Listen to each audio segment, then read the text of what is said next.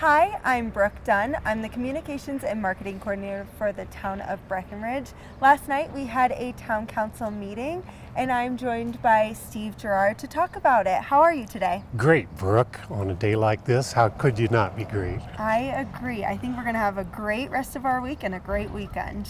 Looking forward to it. Great. Well, let's just jump right in because we have a couple of things to talk about from last night's meeting. The first thing that I wanted to talk about is the food and beverage delivery service. What kind of update can you give us on that?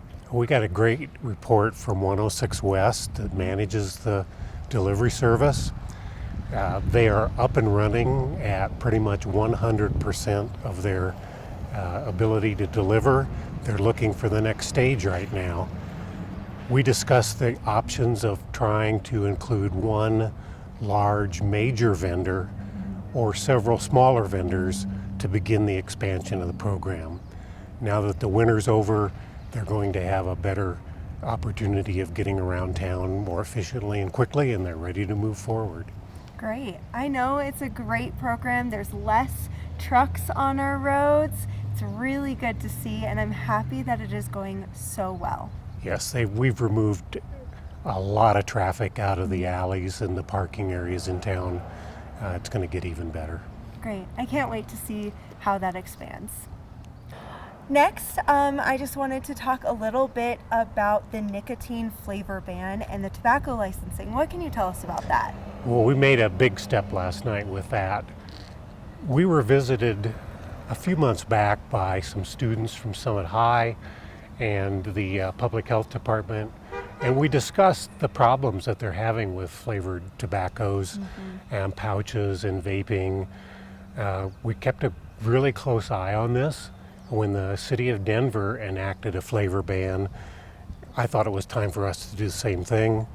Directed the town attorney to look into an ordinance, and last night they brought us a complete ordinance and we approved it. So that ban is now in effect in the town of Breckenridge.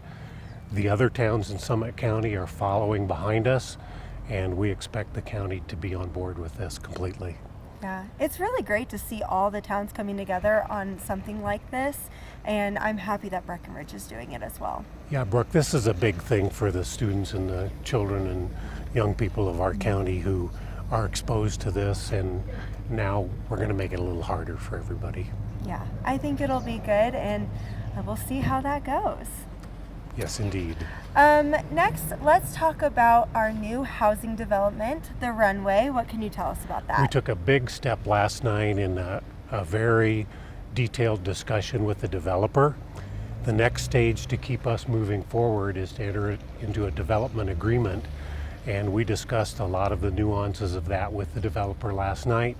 I believe they'll be coming back to council in early May with a final development agreement. Once that development agreement is in place, we can start talking about construction. Yeah, that's exciting. We all love new construction, new housing programs. It's great. This is 148 units available for workforce housing and affordable housing.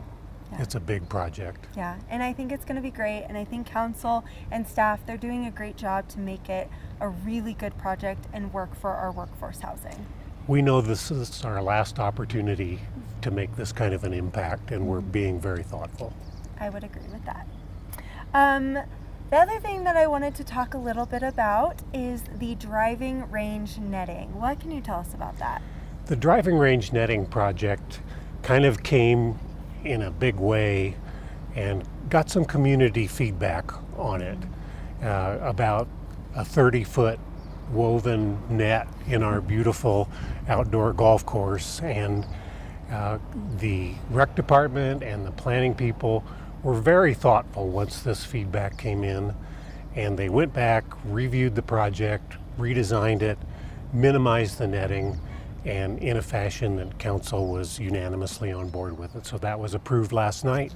That netting should be in place when the course opens this summer.